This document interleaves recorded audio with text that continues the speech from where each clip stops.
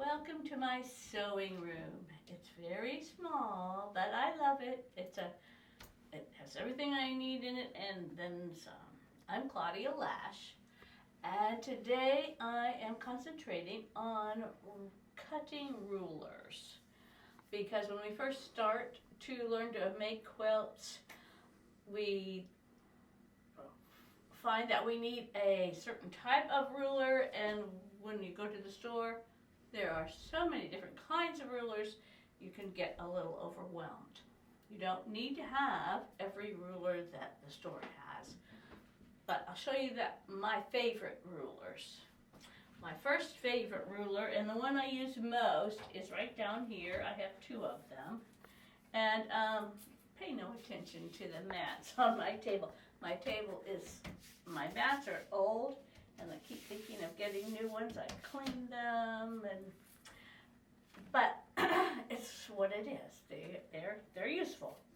My rulers, my favorite ruler, the one I use most, is a 6.5 by 24.5. Lots of different brands of these. I do like, this is a Creative Grids one, and it has a little bit of rough edges on the back, which helps to keep it steady when you're cutting on fabric. So I think 6.5 by 24.5 is probably a real necessity for a beginning quilter, because when you lay your fabric up here, you want something that will cut a long way across it. So, and I have two of them. Sometimes this is a yellow one. Sometimes the yellow is easier to see on certain fabrics. But they're both 6.5 by 24.5. So those are very, very useful. My other favorite rulers are back here in this bacon rack that I got several years ago for cooking bacon in the microwave. And I never used it for that because it came in so handy for rulers.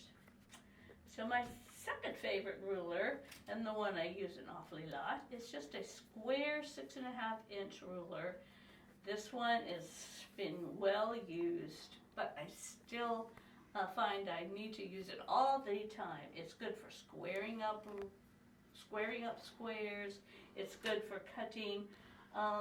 Just once you have strips cut, sometimes I use this to cut smaller squares out of it. It's just a real handy ruler, a 6.5 inch square. Another ruler that I often use is a bigger square, a 12.5 inch square. The 12.5 inch square can help you make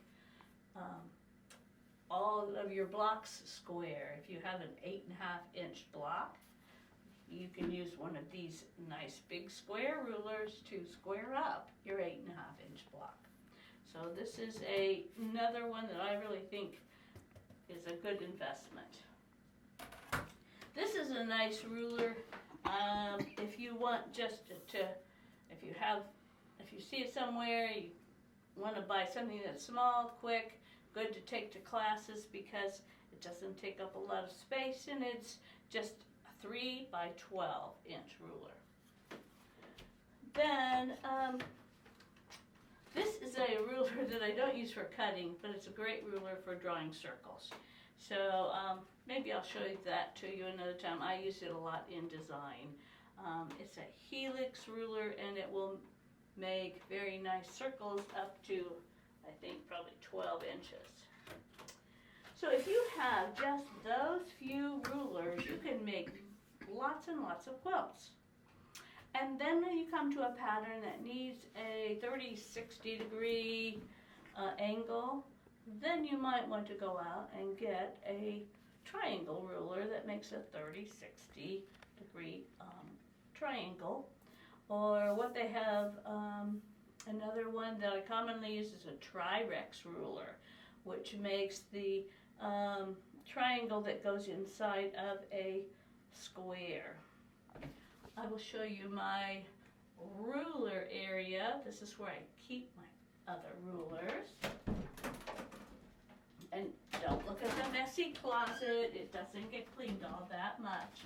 But my rulers end up on the back sides of my closet doors on little hooks. Some of these rulers get used a lot, some of them not so much. There's a couple that I probably have never used yet. And I wouldn't suggest that you buy a ruler that you're not going to use, but we think we might use them, you know, sometimes. This is a pretty handy one too. It is a bigger square ruler. So if I have to have a bigger square than 12 and a half, or if I have a quilt and I am squaring up the corners when I'm trimming it, I will often use this bigger square ruler. There are also rulers that are, well, here are some trimming rulers and rulers that are good for, this is a kaleidoscope ruler. Here's some diamond rulers. I think over here I have, well, this is a triangle ruler for a 30-60 degree triangle. So there's also some rulers that you can get which help make half square triangles really quick. So wait to buy all these extra rulers until you find out what you might need them for. And then if you use them a lot, excellent. Oh, and here's some nice to make circles. These are nice circle rulers too. We might end up with a little too many rulers, but I suggest that you start out with just a few and then you move on to what you need. If you are a quilter and you have a ruler that you really enjoy or you think is a great investment, please let me know, and I can add that to our suggested rulers for new quilters. Thank you. Thank you for watching. And if you feel like you learned something from this presentation, go ahead and hit that like button. And while you're at it, go ahead and subscribe so you'll be notified when the next video comes along.